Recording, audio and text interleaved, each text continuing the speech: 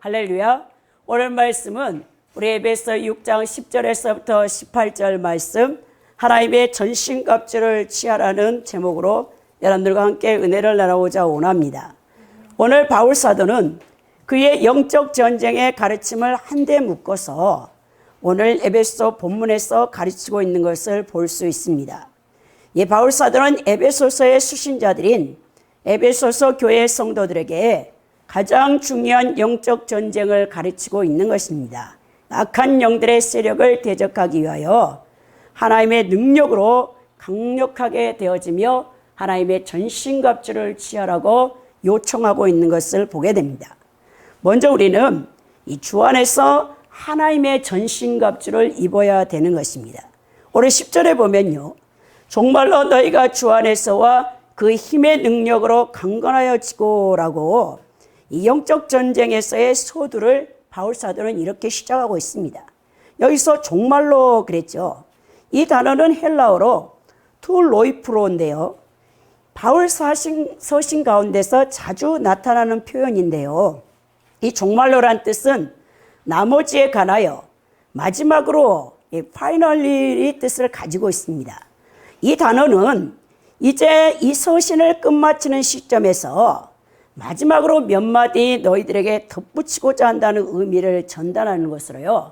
이런 표현 형식은요, 바울 사도의 서신에 종종 많이 표현되고 있는 것을 보게 됩니다. 여러분들이 에베소서의 편지의 내용을 살펴보면요, 에베소서는요, 교회론이 담겨 있습니다. 바울 사도가 에베소 1장 3절에서부터 2장 22절에요. 그 에베소 편지 내용의 첫 번째 내용이 뭐냐? 나는 당신들에게 하나님께서 당신들을 선택하셨다. 이거를 알려주는 거예요. 그러면서 두 번째는 뭐냐? 주 예수께서 아버지의 오른편에 앉아 당신들이 직면하고 있는 모든 우주적인 악의 세력들 위해서 이미 주님이 다스리고 계신다는 사실을 말하고 있습니다. 또한 바울 사도는요, 당신들이 그와 함께 일으켜서 하늘에서 그와 함께 앉아있다는 사실을 말해주고요. 더군다나 에베소 성도들에게 정사와 권세를 향해 하나님의 영원한 계획을 선포할 사명이 주어졌다는 것, 그리고 그리스도와 연합함으로 받은 그리스도를 대리하는 권세를 행사할 수 있고 그 권세를 가지고 이 악한 영들을 주님 앞에 복종시킬 수 있는 사명을 너희가 받았다는 것을 에베소서에는 말씀하고 있습니다. 그러면서 에베소 성도들에게 너희들은 성령을 받았고 이 그리스도께서 친히 너희들 안에 있고 그리고 너희들은 그리스도 안에서 한 몸이 되어졌다. 그러면서 이제 바울 사도가 에베소 성도들에게 기대하는 바가 있는데요. 자, 예수께서 마귀와 악한 권세들을 패배시켰지만 또한 에베소 성도들을 향하여서 이 패배한 마귀와 그 악한 세력들이 아직도 이 에베소 성도들을 공격할 그 여러분 자유가 있다는 것을 가르치면서, 그러나 그것에 두려워할 필요는 없다. 왜냐하면 예수님 안에 있는 이 성도들은 그 안에서 능히 악한 자들을 이기며 승리할 수 있다는 것을 가르쳐 주는 것입니다. 그러면서 원수들이 공격해 올지라도 너희들은 그리스도의 강한 용사가 되어져서 어떻게 하면 이 강해질 수 있는가를 훈련을 통해서 배워야 된다라고 우리에게 가르쳐주며, 이 모든 것이 매일의 삶 가운데서 꼭 필요하다라고 말합니다. 그러면서 오늘 이 10절에 정말로 그러면서 마지막으로 말 다음에 곧바로 세 개의 명령을 하고 있는데요. 이 10절에 보면요, 능력으로 강건해지라, 그리고 11절에 입으라, 그리고 13절에 취하라라는 이 명령을 하고 있습니다. 그러면서 이 모든 구절이 하나님의 전신갑주를 여러분 직접적으로 가리키고 있다는 것을 여러분들이 알아야 된다는 거예요. 근데 바울 사도가 가장 중요한 게 뭐냐면 굳게 서라 그랬어요. 굳게 서라. 14절에 보니까 가장 중요한 명령, 굳게 서라. 그리고 14절에서 16절에 4개의 명령형 분사를 사용하는데요. 이 허리띠를 졸라 매다. 이게 페리조사 메노이거든요. 헬라어 단어로. 그 다음에 옷을 입다. 엔디사메노이예요. 그 다음에 신을 신다. 히포데사메노이고, 그 다음에 취하다. 아날라 본테스를 사용했던 것을 보게 됩니다. 이 네 단어들은 뭐냐면요, 의도적으로 이것을 받아, 그리고 이 제공되는 것을 손으로 얼른 받아 꽉 잡으라는 뜻이에요. 여러분들이 예수 그리스도를 믿는가 동시에 여러분들이 좋든 싫든 여러분들은 그리스도의 군대로 편입이 되어집니다. 그래 바울사도가 여러분들을 그리스도의 주의 군사라고 하는 거예요. 주의 군사에게 우리 주님께서는 먹을 것, 입을 것, 그 모든 것을 필요를 채워주신다. 여러분, 우리나라의 만 20세 성인 남자들, 젊은이들은 군대에 가야 되잖아요. 국방의 의무를 갖고 있습니다. 여러분, 이제 군대에 갔을 때 보면 우리 큰 남동생이 해병대에 딱 입대를 한 다음 며칠 되지 않으니까 우체부 아저씨가 남동생이 입고 간 옷을 딱 택배로 보내왔더라고. 그러니까 우리 친정 아버지 어머님이 남동생의 그 마지막 입고 간 옷을 손에 부여안고 어머니가 펑펑 울더라고요. 아, 이제 세상에서 입은 옷은 필요 없어. 왜? 군대에 가면 군대에서 모든 군인들의 물품을 지급해요. 속옷 하나까지도. 그러니까 그걸 보았을 때 우리 바울 사도가 너희들이 그리스도의 군대가 되어졌다면 가장 중요한 건 뭐냐? 생활에 얽매이지 마라. 무엇을 먹을까 마실까 입을까 염려하지 마라. 그건 다 주님이 책임질 거니까 너희들은 하나님의 군대로서 이제 마귀와 악한 그 타락한 영들과의 영적 전쟁에 싸워야 된다. 그걸 우리에게 말해주는 거예요. 그러면서 이 모든 여러분 뭐 허리띠를 졸라매라, 옷을 입어라, 신을 신어라, 취하다. 이것은 굳게 서다에 다 연결되어 있는 거예요. 그러니까 이 대항하여 굳게 서다라는 뜻은 적군을 볼 수 있는 정면 위치에 서 있어라라는 군사적인 용어입니다. 이 군사적 자세는 사람들을 향한 것이 아니고요. 마귀와 마귀에 속한 고위급의 우주의 정사, 권세, 세상 주관자들, 하늘의 어둠의 영들을 향한 것이라고 바울은 얘기하죠. 그러니까 우리 그리스도의 군대가 누구와 싸워야 되는가를 분명하게 지시하고 있는데요. 바울 사도는 마귀를 가리킬 때 가장 많이 사용한 호칭이 사탄을 썼어요. 사탄. 그리고 이제 데살로니가후서 3장 3절에는 악한 자라고 표현했고요. 고린도후서 11장 3절에는 뱀이라고 표현했으며 고린도후서 4장 3절에서 4절에는 이 세상의 신이라고 했습니다.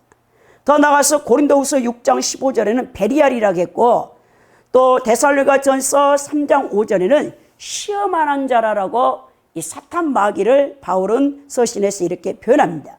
우리는 마귀와 대면할 때요, 마귀의 계계를 알고 대적해야 되는데요. 이 계계가 뭡니까? 영어로는 스킴이죠, 스킴. 책략을 꾸미다, 핵책하다. 이게 여러분 헬라어로는 메도데이아인데요. 이 메도데이아라는 단어의 뜻은 속임수, 간사한 기술, 계략이라는 뜻을 갖고 있어요. 마귀는 성도들을 속이기 위하여 교활하게 거짓말을 잘하는 자죠. 모든 사람들을 자신과 함께 지옥으로 끌고 가려는 뜻을 가진 마귀의 능력은 사실 우리의 사람의 능력을 훨씬 뛰어넘습니다.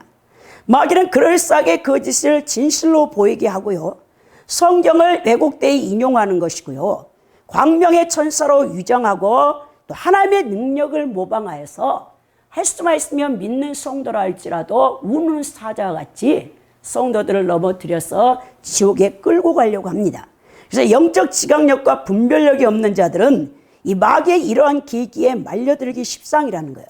그래서 성도들은 예수 그리스도 안에서 주어지는 능력을 덧입고 모든 정사와 권세의 머리가 되시는 하나님과 예수 이름을 갖는 능력을 힘입고 영적 전투에 여러분들이 참여해야 되는 것입니다.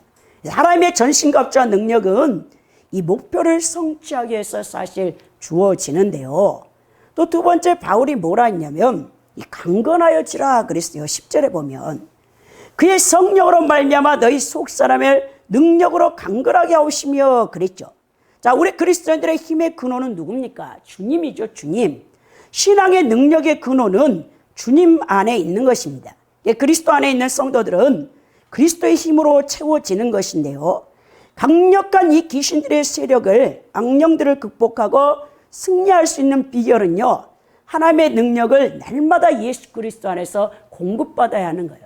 그래서 매일 여러분들이 성령 충만함을 받아야 이 영적 전쟁에서 승리할 수 있다고 볼 수 있는데요. 오늘 여러분 10절에서 우리 그리스도인들의 두 가지 능력의 용어들을 바울 사도가 강력 그리고 힘이라는 단어를 사용했어요. 이 뜻은 그분에게서 강한 힘을 받으라라는 뜻이에요. 예수 그리스도의 강한 힘을 받아서 이 영적 전쟁에 참여하라고 했는데요. 바울 사도가 이 에베소를 썼을 때 인용한 성경 구절은요, 이사야 말씀입니다. 이사야서. 여러분, 이사야서는 이 구약의 종말론이라도 마찬가지죠. 이사야 40장 26절을 인용해서 이 바울 사도가 에베소 6장을 쓰고 있는데요. 이사야 40장 26절에 무슨 말씀이 있냐면, 너희는 눈을 높이 들어 누가 이 모든 것을 창조하였나 보라.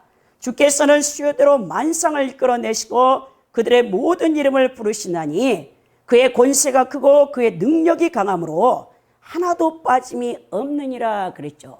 바울 사도가 이 에베소 6장 10절의 말씀을 이사야서의 52장의 배경으로, 더 나아가 이사야 66장 전체를 여러분 인용해서 쓰고 있다는 사실을 여러분 기억해야 되는 것입니다.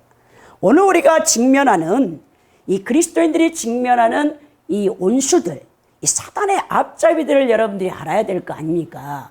우리가 영적 전쟁에 지금 참여하고 있는데 우리의 적이 누군지도 모르는데 여러분들이 어떻게 이기겠습니까? 오늘 하나님의 전신갑주를 입고 주님께 공급하시는 힘과 능력으로 자신들을 강하게 하라고 우리 믿는 성도들에게 호소하는 바울 사도는요, 11절 12절에 싸움을 해야 하는 이유를 선언하고 있는데요. 이 바울 사도는 성도들의 싸움이 혈과 육에 대한 싸움이 아니라고 말하고 있습니다. 여기서 싸움에 해당하는 단어가요, 여러분 헬라어 단어로 팔레요, 팔레. 이 팔레라는 뜻은 뭐냐면 레슬링을 하다는 뜻을 갖고 있습니다. 여러분들이 올림픽을 보면 이 레슬링 경기를 보잖아요. 레슬링 경기에 원칙이 있는데요. 절대 여러분 경기하는 그 상대방은 위에 상체를 떨어뜨려서는 안 돼요. 그러니까 둘이 확 이제 위에 상체가 맞붙어서 이 레슬링 경기를 해야 하는데요. 이 영적 전쟁에서 싸움이 바로 이 팔레, 레슬링 하다는 뜻인 거예요. 이 단어는 이 신약 성경에서 여기에 단 한 번 사용되어졌는데요. 레슬링은 상대방을 집어던지기 위해 노력하는 두 사람 사이에서 일어난 대결을 가리키는데요. 이 그리스 레슬링 경기에서 패자, 레슬링 경기에서 지잖아요. 패자는요, 어떻게 되냐면 두 눈이 뽑혀요.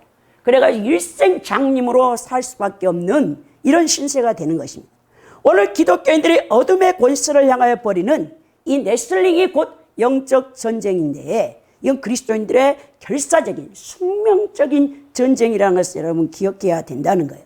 왜냐? 왜 팔레라는 것을 썼냐면요, 바울이 왜 레슬링 경기로 영적 전쟁을 비유했냐면요, 여러분 안에 여기서는 이제 사단과 그 앞잡이들을 썼는데, 사실 우리가 싸워야 될 적은 우리 안에 있는 옛사람, 그리고 이 세상 세력들, 이 세상이죠.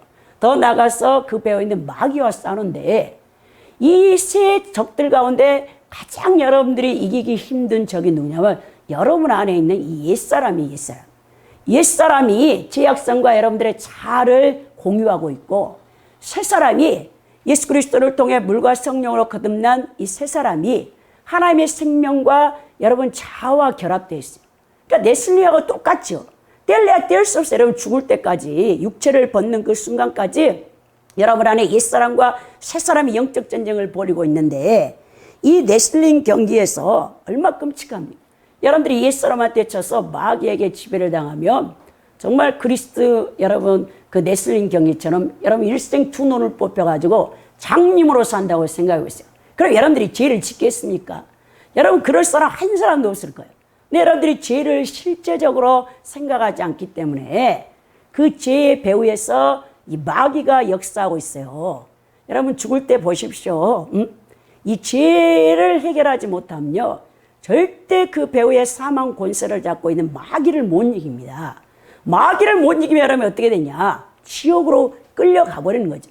아무리 여러분들이 발버둥 쳐도 여러분 천국에 가지 못하는 거예요.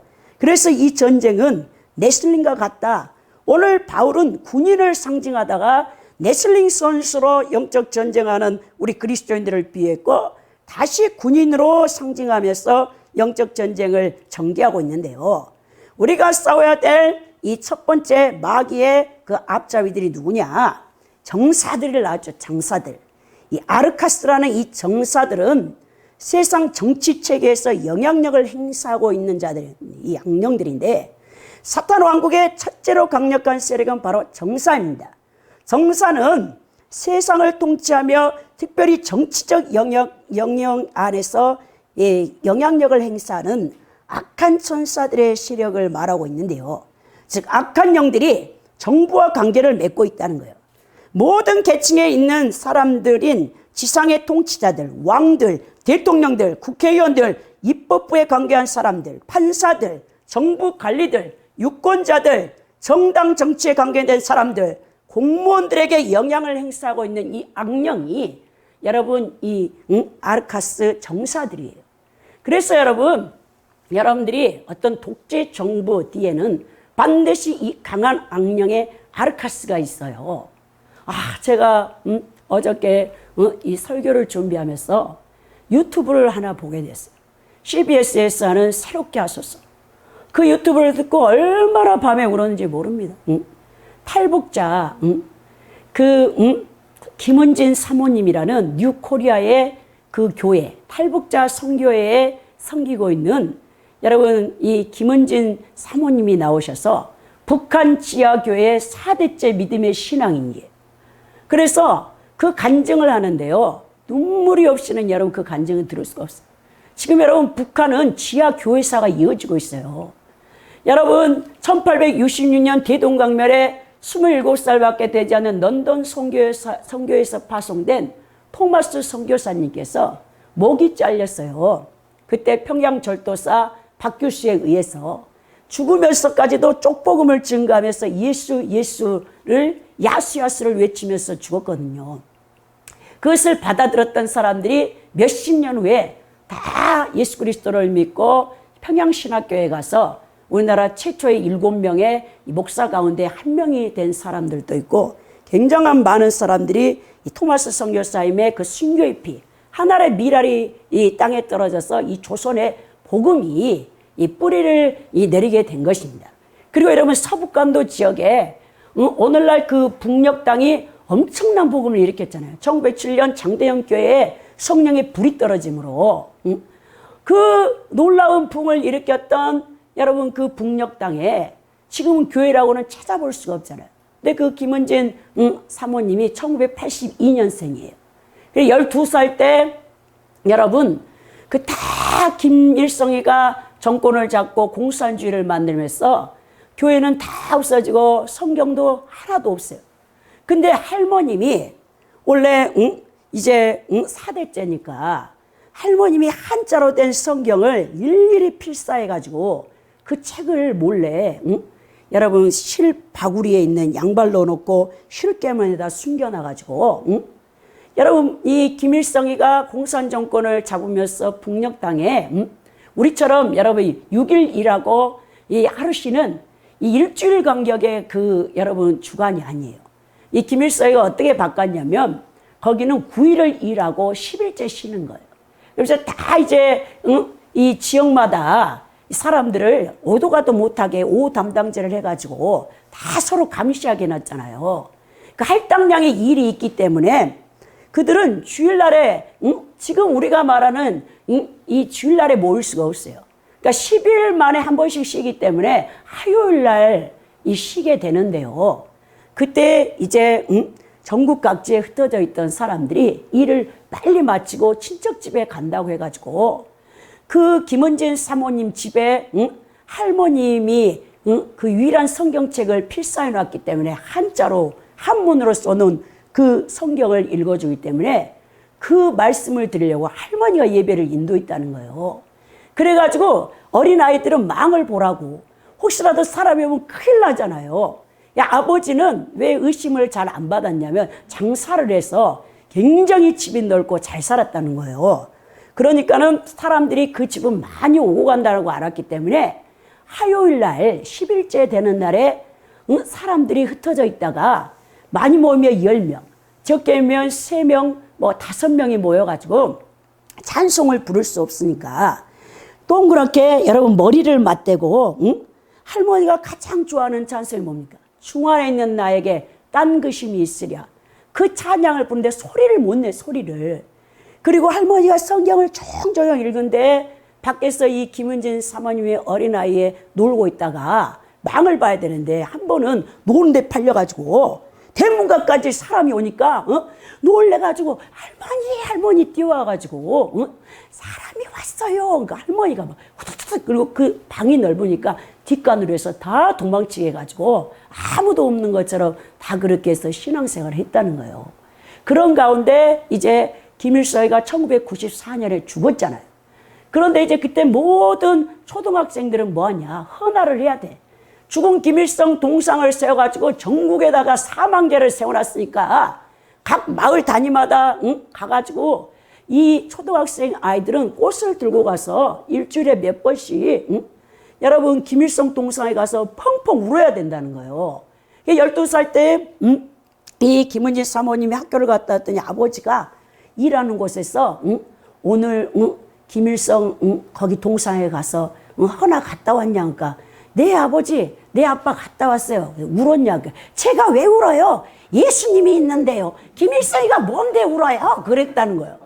아 근데 다 알아요.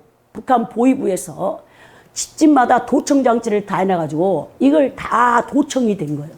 그래 이제 어느 날 학교를 갔다 오니까 아버지가 끌려가 버렸어. 그 다음부터 아버지를 본 적이 없어요. 죽었어요. 사형당해 버렸어요. 아버지가 갖고 있던 성경책 이게 이제 발칵 이제 발견돼가지고 할머니가 그러니까 그 성경을 몰래 할머니가 필사하는 건 감춰놨는데 그 다음에 고모가 이제 멀리 살던 고모가 와가지고 아버지가 처형당했다는 소식을 듣고 와가지고 그때는 옳기 언니를 형님이라고 부른대 북한에서는. 형님 나는 죽을 준비가 됐어요.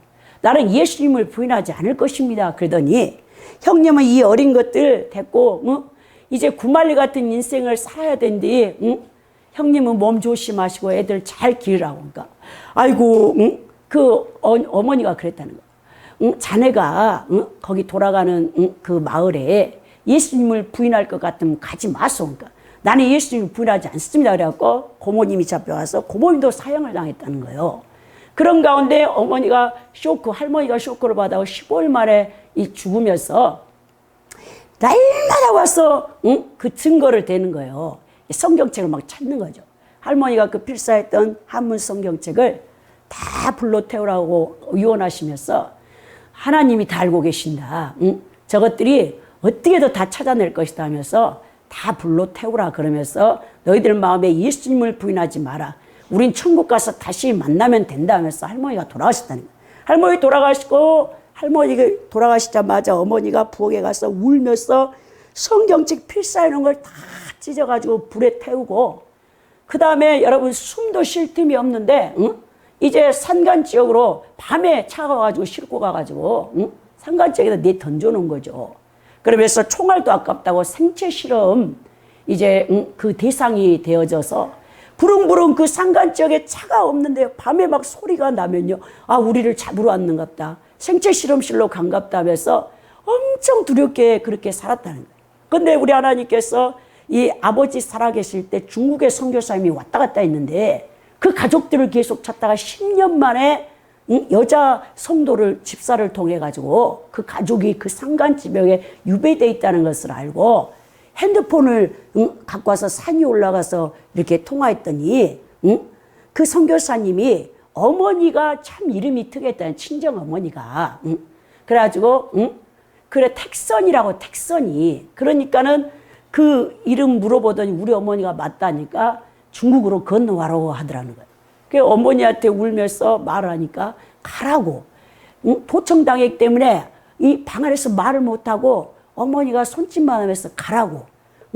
이제는 다시는 어머니는 못 볼지도 모르지만 동생들도 못 볼지 모르지만 너는 이제 가라고. 그래서 준비되어지라고. 나중에 북한에 이제 자유가 왔을 때 복음을 증거하는 사람으로 준비돼야 된다. 그래서 그 여자 집사님을 따라서 어디까지 오라고 해서 그렇게 건너갔더니 중국에 딱 이르렀더니 세상에 이제 주일날 예배를 드린다고 선교사님이 교회당에 오라고 했더니 빨간 십자가가 지상에 거기에 세워져 있고 그 다음에 사람들이 교회당 앞에 갔더니 큰 소리로 찬송을 부르는 것을 보고 거기서 얼마나 울었는지 모릅니다. 평생 자기는 20살이 넘도록 지하 북한교회에서 할머니랑 예배 드릴 때 찬송한 소리를 못 내고 고개를 이렇게 맞대고 하나님 말씀을 읽고 그런데 거기 중국 땅을 받자마자 그 교회에 십자가의 불이 지상에 켜져 있고 성도들이 찬양을 부를 때 얼마나 많이 울었는지 모른다고 그 간증을 하시더라고요. 그러면서 이제 이 선교사님을 통해서 한국에 2005년에 탈북을 하셔가지고 신학 공부를 하셔가지고 이 북한 선교 탈북 선교를 이제 이끄시는 목사님을 만나가지고 사모님이 되시더라고요.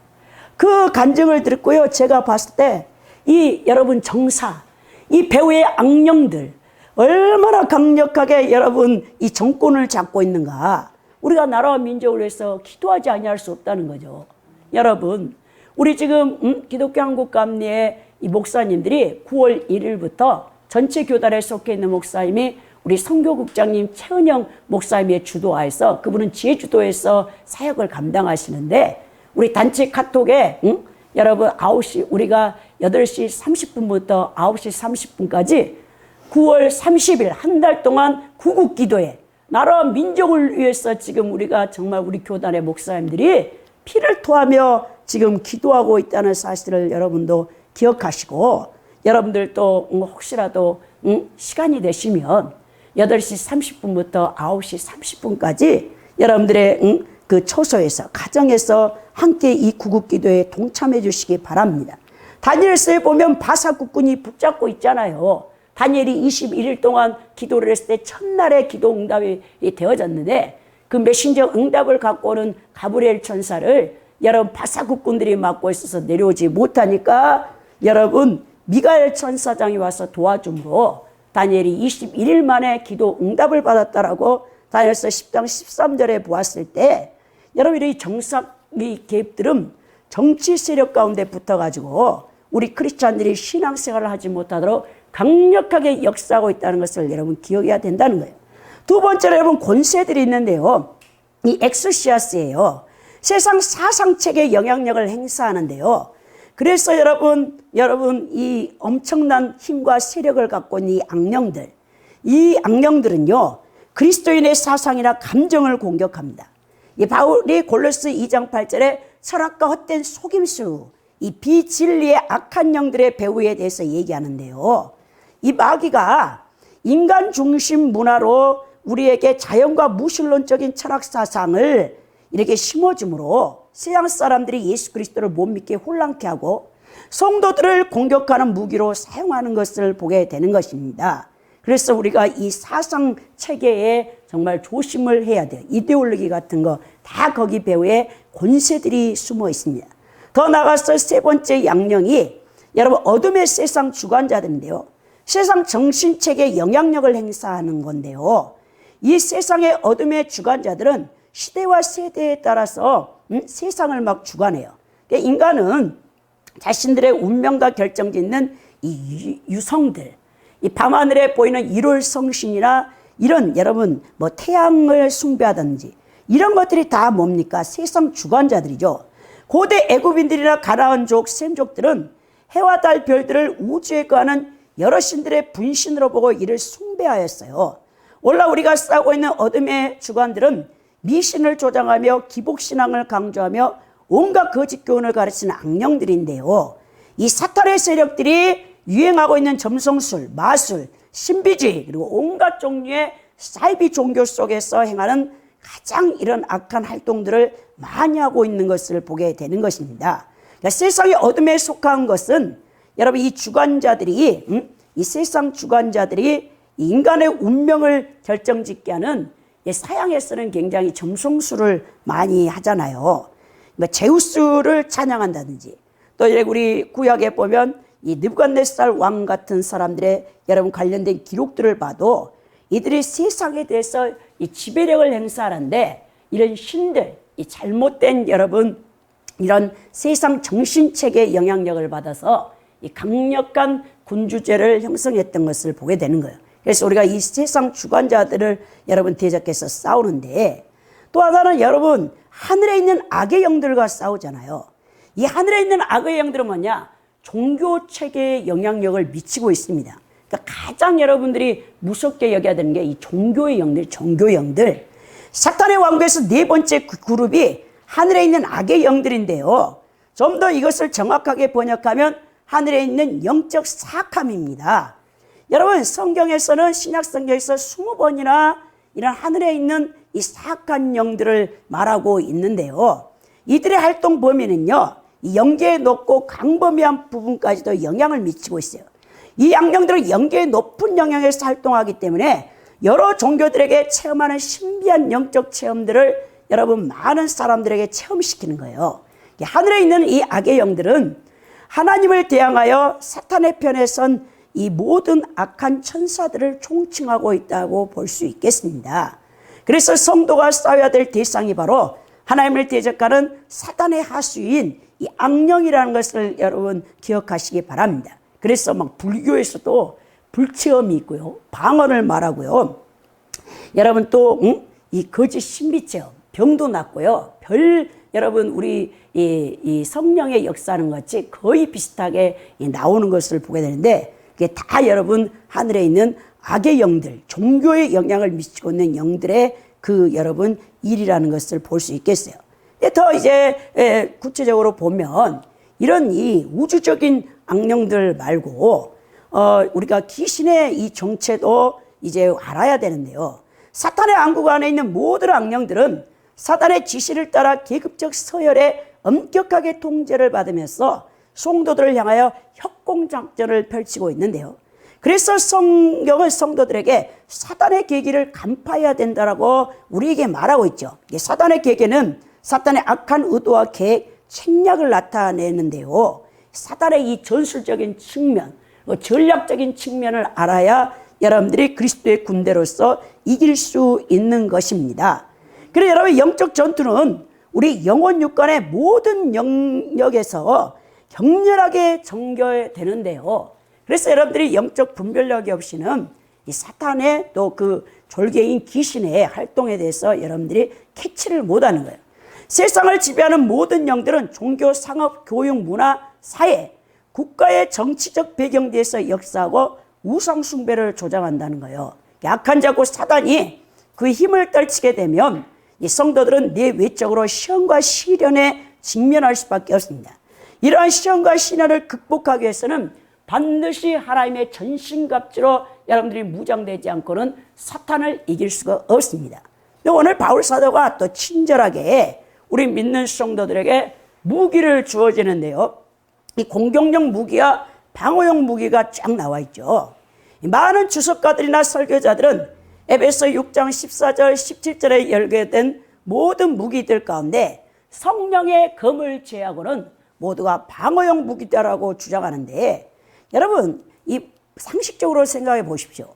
원수들을 공격하지 않고 자신만을 방어하는 전사는 이미 함정에 빠진 전사일 뿐입니다. 공격하지 않고 방어만 하는 군대는 전쟁을 수행하는 게 아니에요, 여러분. 그러니까 영적 전쟁 가운데 가장 방어를 잘하는 방법이 뭔지 아십니까? 계속 공격을 해야 돼요, 공격을. 이 싸움터에 출전하지 않고 자리만 지키는 교회는 이미 패배한 교회입니다.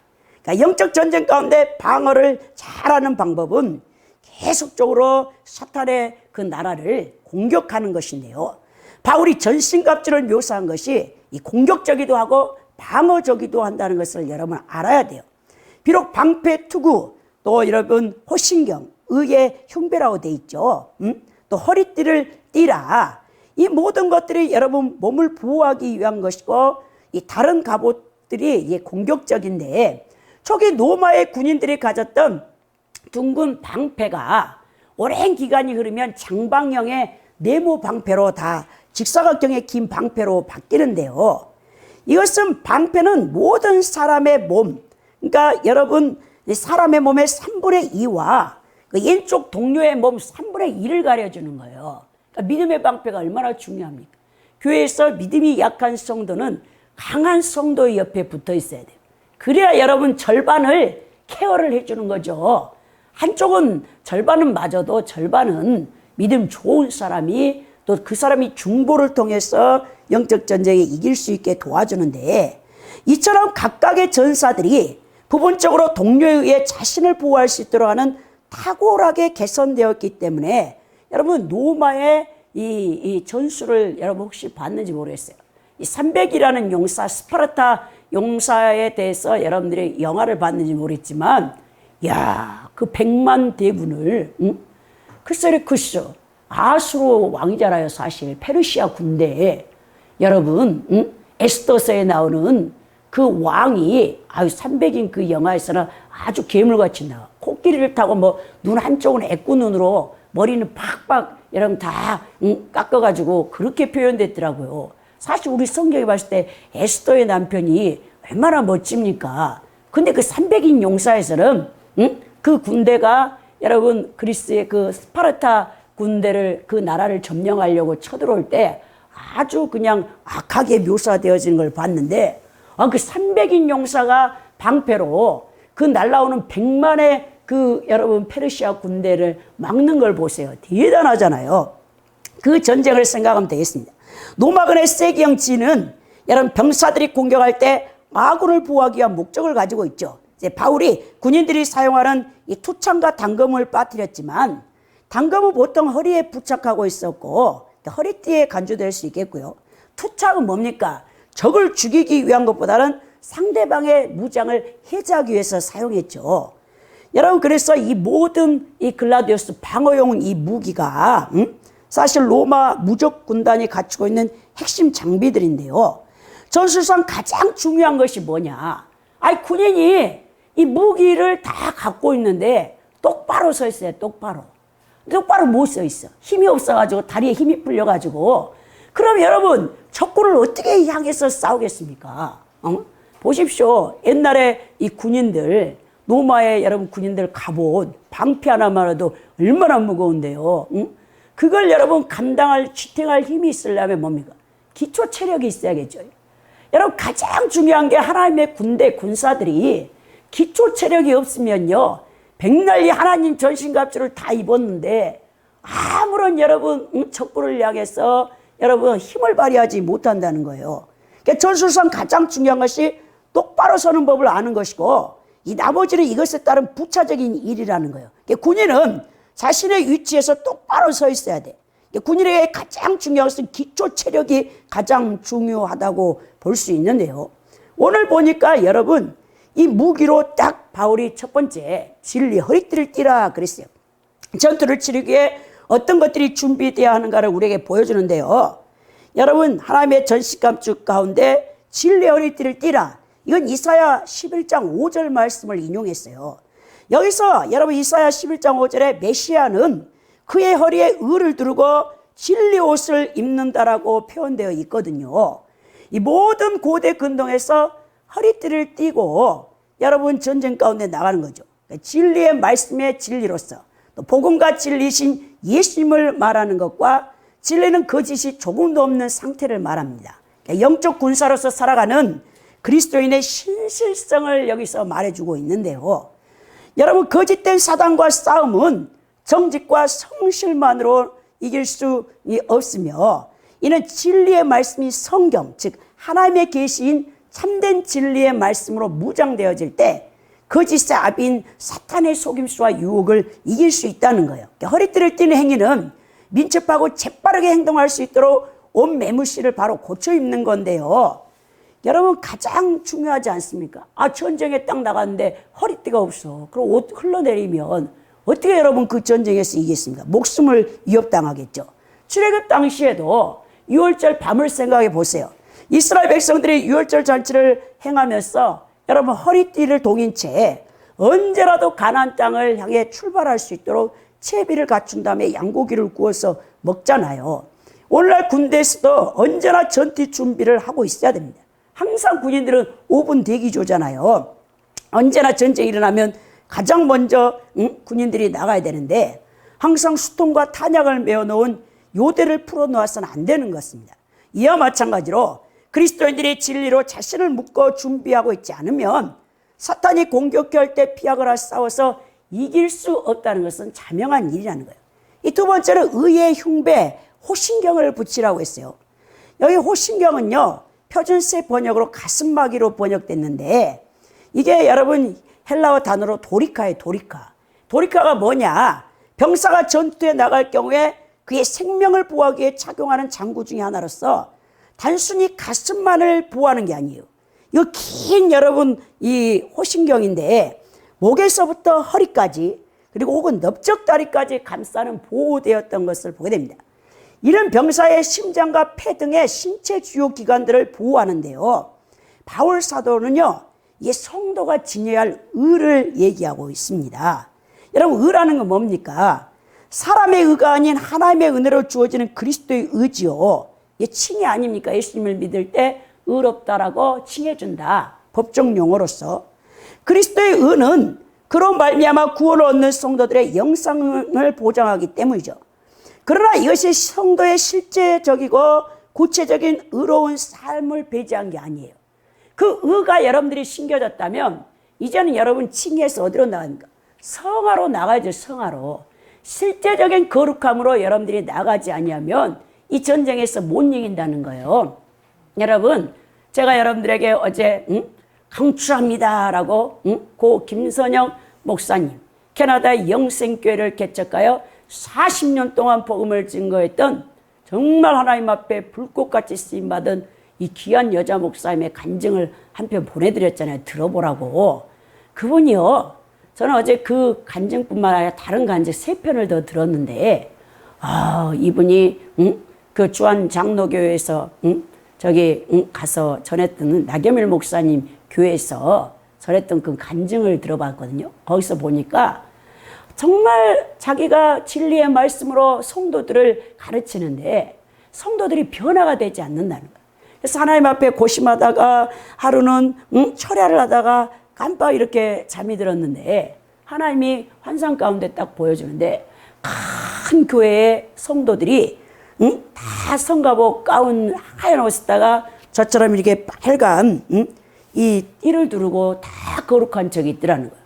근데 갑자기 주님이 클로즈업에서 그 사람들을 가까이 보니까 겉모습은 아주 성가대 가운을 입어가지고 너무나 거룩거룩한데 가까이 가보니까 제일 뒤에 있는 분은 장로님이라고 하는데 마네킹이야. 생명이 없어. 마네킹 생명이 없죠. 거기다가 사람들 속에 이 가운 뒤에 보니까 벌레가 빨간 벌레 구더리가 구들구들하다는 거. 깜짝 놀래가지고 그 구더리가 뭘 상징하냐면 세상. 여러분 세상성이 교회 안에 다 들어왔잖아요. 세속이 되어졌잖아요. 성도들이 겉으로는 거룩거룩하며 예배 드리는데 그 안에는 세상으로 가득해가지고 구더기 벌레가 막 드글드글하는 거예요. 그래 가까이 갔더니 막 벌레가 기어 나오니까 사람들이 막 그 옷으로 감추더라는 거예요. 냄새가 나는데 제 냄새. 여러분 시궁창 화장실 냄새는 저리 가라는 거예요. 제 냄새는요 역겨워서요 도저히 맡을 수가 없다는 거예요. 그래서 한 달 동안 하나님께서 그 체험을 하는데 하나님 정말 교회에 성도들 옆에 가기 싫더라는 거예요. 실제적으로 그 제 냄새가 맡아지니까. 여러분 성령 충만하잖아요. 육적인 사람 만나면요 어떻게 막 영적으로 예민한 사람 막 개욱질이요 엄청 나와요. 저도 그런 안수하다가 그런 현상을 많이 여러분 체험한 적이 있어요. 너무 세상적이고 육적이잖아. 육의 냄새 얼마나 여러분 고통스러운지 몰라. 역겨운지. 그러니까 그 여자 목사님이 그 얘기를 해주면서 오늘날 교회 안에 세상적 육적인 죄된 냄새로 진동하고 있다는 거예요. 그러면서도 교회 다니면서 거룩거룩한 척 한다고 회개하라고 그렇게 외치는 그 말씀을 들었습니다. 여러분, 오늘 마찬가지예요. 의로운 삶은 빛의 열매로서 사탄의 악한 공격을 훌륭히 막아내며 무력화시킬 수 있는 것입니다. 가슴에 의의 흉배를 대는 것은 신앙인 성도들의 각자의 사명이에요. 그래서 여러분들이 정말 이 의의 흉배를 붙이고 이 마귀의 공격을 여러분들이 막아내야 되는데요. 더 나아가 여러분, 세 번째, 평안의 복음에 예비한 것으로 신을 신으라 그랬죠. 바울사도 당시 최강의 군대였던 로마 군사가 신던 신발의 모양은 오늘날의 전투화와 다르게 반구두 형태였어요. 발가락 부분은 다 드러내어 있고 바닥에는 무거운 징을 받고 발목 부분에 가죽끈이 있어서 다리에 묶게 하는 형태로 되어 있었는데요. 그리고 이 신발은 두꺼운 가죽을 사용하여 만들어졌기 때문에 예리한 못들이 신발에 박혀도 발에 상처는 주지 않았습니다. 바울은 그러한 전투화를 평안의 복음에 예비한 것으로 신을 신으라 그랬는데요. 이 말씀은 이사야 52장 7절을 바울이 인용해서 쓴 거예요. 이사야 52장 7절이 무슨 말씀이냐면요, 좋은 소식을 전하며 평화를 공포하며 복된 좋은 소식을 가져하며 구원을 공포하며 시온을 향하여 이르기를 내 하나님이 통치하신다는 자의 산을 넘는 발이 어찌 그리 아름다운가, 그 말씀이거든요. 이 평안의 복음은 그 자체가 영적인 군인된 성도들에게 있어서 전투와 같은 안전한 신발이 된다는 거예요. 즉 성도가 평안의 복음으로 무장하고 있어야만 사탄의 세력과의 영적 싸움에서 실족하지 않고 경고에 있어서 싸움에 승리할 수 있다는 뜻입니다. 여러분들이 복음을 전할 때요, 여러분들이 복음 전할 때 조심해야 될 이유가 뭐냐, 막 여러분들이 열심히 해서 복음을 전했어. 근데 상대방이 거부하는 거예요. 싫다고 하는 거예요. 그럴 때 여러분들이 마음이 원래 평안하지 않으면요, 거기서 막 뭐가 하냐, 막 분노가 나와버려. 그러면서 뭐합니까? 막 저주가, 그리고 여러분 막 악한 행동이 나에게서 나와버리는 거예요. 그러면 안 되는 거죠, 여러분. 복음 전도는 영적 전쟁의 최전방에 나가는 것입니다. 그래서 여러분, 복음을 전할 때는 기도를 많이 하고 가야 돼요. 그래서 기도하지 않고 여러분들이 복음 전도 갔다 하면요, 마귀에게 되려 당해요. 여러분, 복음을 전하는 사람 항상 자기 자신은 온유와 겸손과 사랑, 이 여러분 화평의 자세를 유지하고 나가야 돼요. 제가 이제 많이 복음을 전할 때 핍박을 많이 받았잖아요. 얼마나 멸시하고 세상 사람들이 저보고 정신 차리라고, 젊은 사람이 예수한테 완전히 미쳤다고 그렇게 막 저한테 했다 했잖아요. 제가 직장 다닐 때도 10년 동안을 그렇게 복음을 전하러 갔더니 우리 막 과장님, 계장님부터 우리 미스님이 다 좋은데 예수한테 이렇게 돼가지고 너무나 불쌍하다는 거예요. 여러분, 그래가지고 우리는요, 국가 그 기관인데도 그냥 새해가 되면 돼지머리, 특히 웃는 돼지머리를 꼭 사갖고 와야 돼, 우리 경리 언니가. 그래가지고 시무식을 하는 거예요.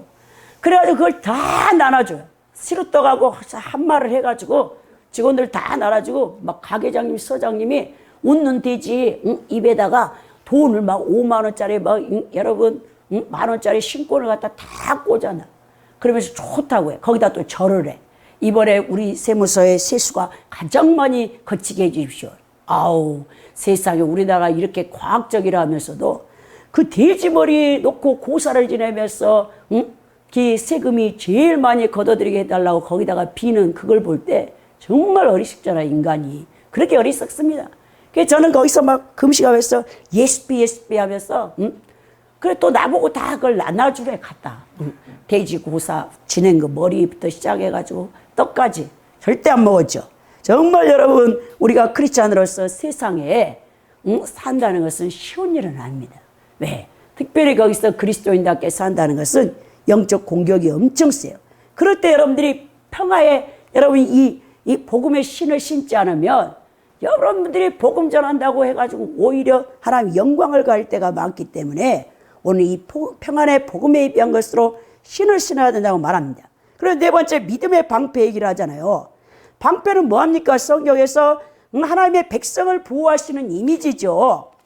이 방패가요, 이 120cm 정도 되고 폭은 75cm 정도 되는 매우 넓은 방패로서요, 로마 기갑군단의 제1장비로 병사들 몸 전체를 가리는 것을 보게 된다는 거예요. 믿음은 악이 총공세를 펼쳐 하나님이 주신 것을 보호해주며 원수들이 신앙인들에게 주었던 어떤 종류의 해독도 제거할 수 있게 해준다는 것이죠.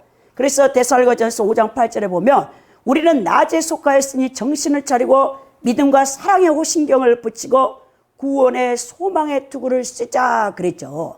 그러니까 믿음의 신앙인으로 하여금 악한 자의 모든 불화살을 제거할 수 있게 해준다는 거예요. 여러분, 사탄이 여러분들에게 생각 속에서 계속 불화살을 날려. 오늘 여러분 그 고대 전쟁을 보면 이 불타는 화살을 이렇게 쏘는데요. 가연성 타르나 역청을 촉에 발라가지고 불을 붙여 쏘는 화살입니다. 이 화살들이 몸에 맞지 않고 방패만 맞더라도요, 얼마나 뜨거운지 군인들이 그 자리에서 방패를 던져버려요. 그래가지고 이 방패를 던져버리면 원수들의 창에서 그 자리에서 맞아 죽는데요. 이게 사탄의 불화살이라는 거죠. 치명적이에요.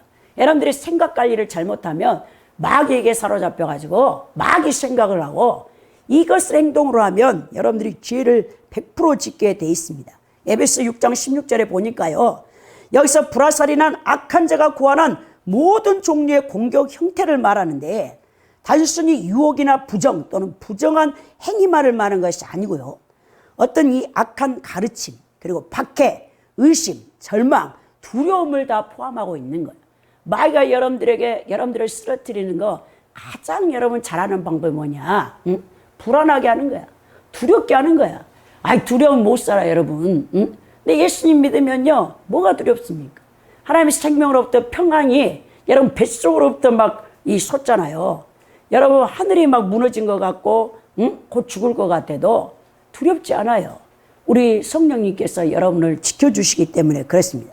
신앙이란 신앙인들로 하여금 이런 공격에 저항하게 하고 승리할 수 있게 해주는 힘을 우리에게 주잖아. 이 믿음이. 사탄은 성도들을 넘어뜨리기 위해서 그들 마음속에 의심과 두려움을 불어넣어줘. 여러분들 기도해놓고도 막 불안하잖아. 아유, 이게 이루어질까? 하나님이 응답하실까? 응? 혼자서 그냥 죽었다 살았다 해. 믿음이 없으니까 그래. 믿음이 없으니까. 믿음이 있는 사람은요, 아이고 오늘이라도 죽더라도 그래 쿨쿨 자자. 응? 여러분 사도행전에 내일 사형을 당할 여러분 베드로 사도를 보세요. 아니 내일 사형 선고를 받았는데도 밤사이에 콕 자니까 천사가 막 옆구리를 쳐가지고 일어나라 그래가지고 데리고 나가잖아요. 그만큼 여러분 사도행전에 보면 사도들의 믿음이 얼마나 대단합니까? 이 사탄의 공격을 막아내기 위해서 성도들은 믿음을 가져야 돼요. 이 믿음은 시련 가운데서 하나님께서 자기를 버리지 않는다는 확신과 비록 연약하여 죄를 근절하지 못했지만 그리스도의 대속 은혜로 얻은 구원이 흔들리지 않는다는 믿음, 사방으로 에워싸움을 당하는 것 같은 두려운 상황에도 하나님이 나와 함께 하시고 나를 보호하신다는 그 믿음이 여러분들이 있어야 된다는 것이죠. 그래야 이 사탄의 불화살에도 여러분들이 두려워하지 않고 평화를 유지할 수 있겠죠. 다섯 번째 보니까 구원의 투구를 쓰라 했죠. 구원의 투구. 이 투구가 머리에 두르는 것이라는데, 투구는 전쟁에서 병사의 머리 부분을 보호하기 위한 전투 장비죠. 전투 장비. 고대에서는 청동이나 철 같은 단단한 금속으로 투구를 만들어 가지고 웬만한 공격에는 머리를 보호하는 데 탁월한 기능을 했습니다. 그러니까 구원을 신체에서 가장 중요한 머리 부분을 보호하는 투구로 관련해서 오늘 바울 사도가 우리에게 말씀하고 있는데요. 성도가 하나님의 은혜로 말미암아 구원받았다는 사실, 우리 성도들에게 소망의 투구가 되는 것입니다. 그러니까 구원의 확신을 흔들려고 하고, 여러분 그 구원의 그것을 빼앗아가려는 사탄이 이 성도들에게 여러분 너 구원받지 않았어 막 이렇게 여러분 공격할 때가 있어요. 근데 여러분들이 그 공격에서 여러분 넘어지면 안 된다는 거예요. 오늘 보니까 이사야 59장 17절에는요. 공의를 갑옷으로 삼으시며 구원을 자기의 머리에 써서 투구로 삼으시며 보복을 속옷으로 삼으시며 열심을 입어 겉옷으로 삼으시고 라고 했어요. 구원의 투구는 하나님의 자녀들이 당할 수 있는 가장 치명적이라고 할 수 있는 일, 즉 하나님께서 여러분들을 있는 그대로 용납하시고 사랑하신다는 것을 의심하면 안 됩니다. 그래서 여러분 마귀는요, 아이고 네가 이제 지었는데 네가 구원 받겠어? 계속 참수하는 거죠. 여러분들의 믿음이 막 흔들리잖아요. 내가 진짜 이러다 지옥 가는 거 아니야? 막 두려워하잖아요. 그렇게 마귀가 참수할 때 여러분들이 구원의 투구를 쓰고 두려워하지 말아야 된다는 거죠. 오늘 6번째 보면 하나님의 말씀이 성령의 검이 나오는데, 성도가 갖춰야 할 영적 장비로 등장하는 검은 이 앞에서 나온 5가지 장부와는 좀 다른 것입니다.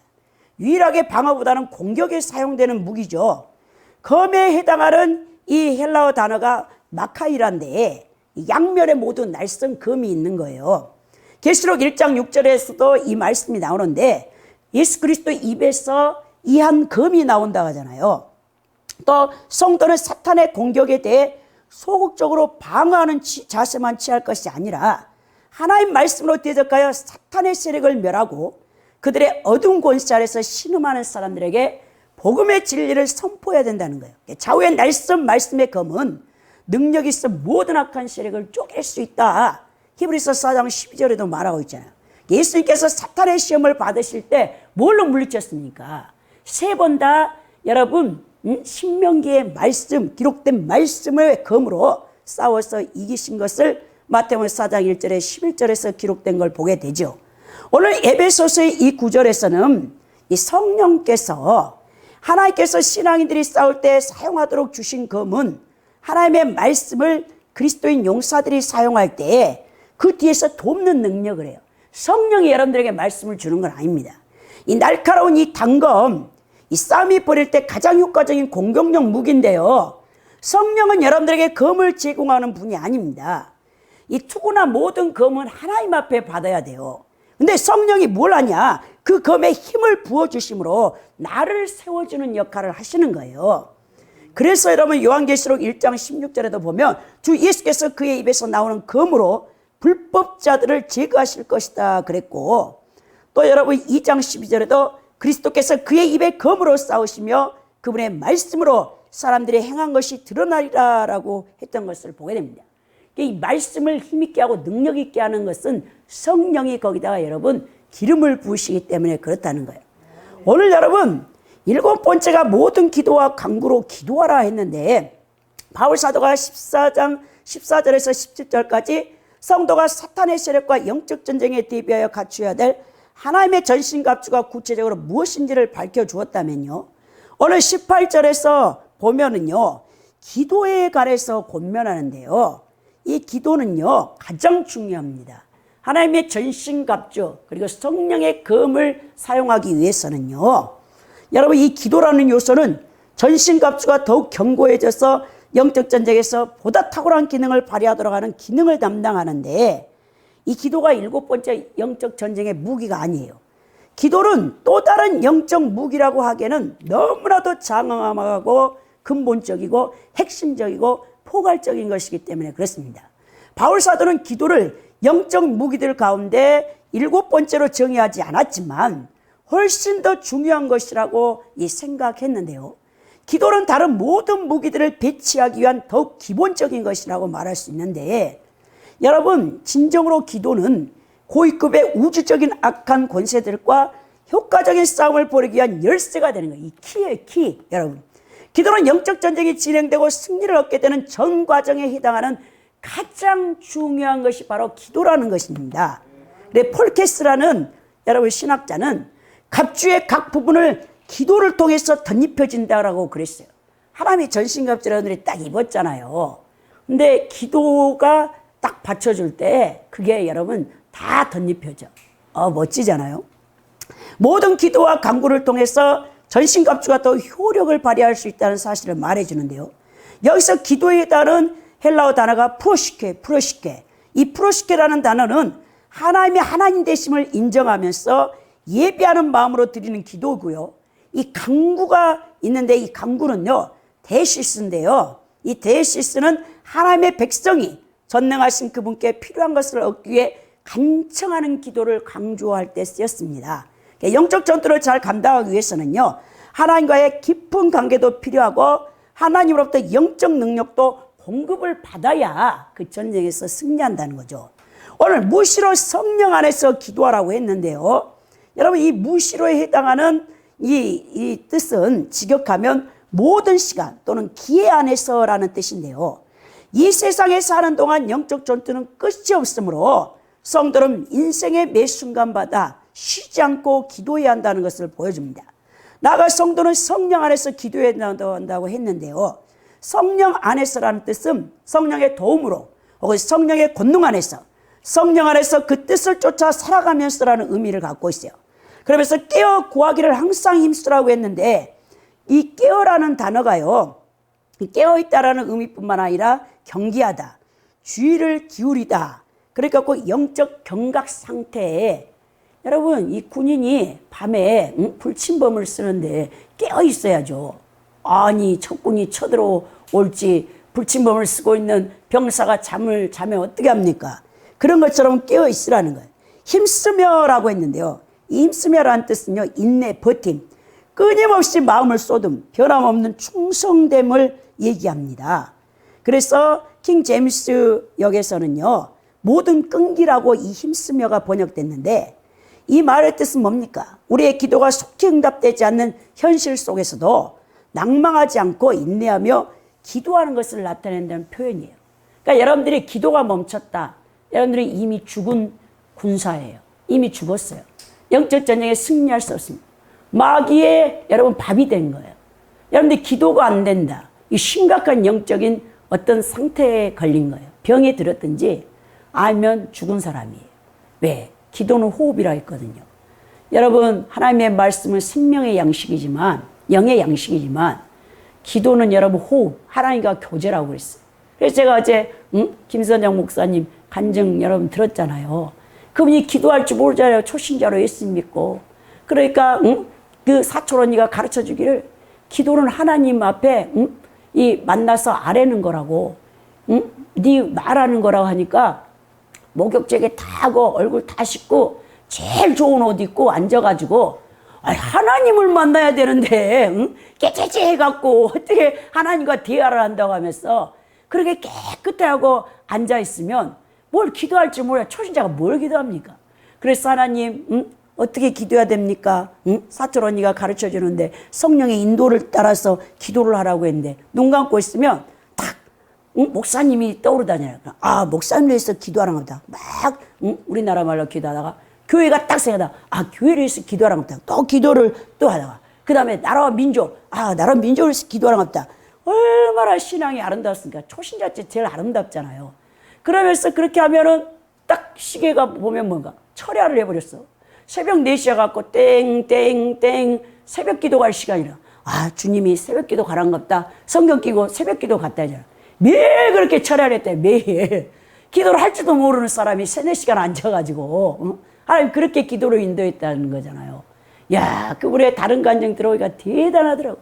하나님의 그 놀라운 신실하심, 그 역사하심, 그 신의 은사를 받아가지고 각색병든 자를 고치면서 마가복음 16장 10절 18절이 그 3일 동안 못살리 금식 기도원에서 동굴에서 그 말씀이 제일 은혜스러워하고, 모든 예수 믿는 사람은 귀신 쫓고 병든 자 고치고 뱀을 짚고 여러분 새 방언을 다 말한 줄 알고, 야, 예수 믿는 사람은 다 능력자구나. 그래가지고 한 사람도 성도들을 하찮게 본 적이 없다. 그렇게 하나님이 아름다운 신앙생활을 하게 하신 거 아닙니까? 그래서 가장 그분이 강조한 게 기도. 기도 외에는 안 된다. 기도. 여러분들이 기도를 못하는 것은 이미 끝난 거예요. 여러분 군사도 아닙니다. 여러분 그리스도인으로서 마귀의 밥인 거예요. 그거는. 여러분들이 다른 것 못해도 항상 기도의 자리에 나가서 기도를 해야 이 하나님의 전신갑주가 여러분 발휘를 하는 거예요. 그래서 오늘 우리 열방 선교계에 결론적으로 성도들이 치료할 영적 전쟁의 대상은 눈에 보이지 않는 정사 권세, 세상의 주관자들, 하늘의 어둠의 영들, 귀신들과의 전쟁입니다. 하나님의 전신갑주를 취하여 있고 악한 날에 능히 서기 위한 가장 중요한 것은 성령 안에서 무시로 기도와 간구를 통해 기초 체력을 여러분 다져야 하는 것입니다. 군인이 자기 위치에 서서 똑바로 서서 전투 준비를 하지 않으면 곧바로 적에게 진이 뚫리게 되는 것입니다. 교회는 하나님의 나라 확장을 위해 부름받은 군사들이 각자의 위치에서 하나님의 전신갑주를 취해 있고 전투하는 하나님의 군대라는 거예요. 이 지상교회는 전투하는 교회입니다. 마귀는 가장 연약한 성도들부터 공격해 들어오는 것입니다. 마귀는 가장 취약한 것을 끈질기게 공격해서 교회를 와해시켜버려요. 우리 열방성교회 성도 여러분, 전투하는 교회로서 여러분들 각자 스스로가 무시로 성령 아래서 기회가 주어질 때마다 시간이 없어도 시간을 구별해서 내서 기도와 간구를 통해 기초 체력을 다지시길 바랍니다. 그래야 주님께서 주신 하나님의 전신갑주가 강하게 덧입혀져서 모두가 승리하여 하나님 나라 확장에 쓰임받을 수 있기를 예수 그리스도 이름으로 축원드립니다.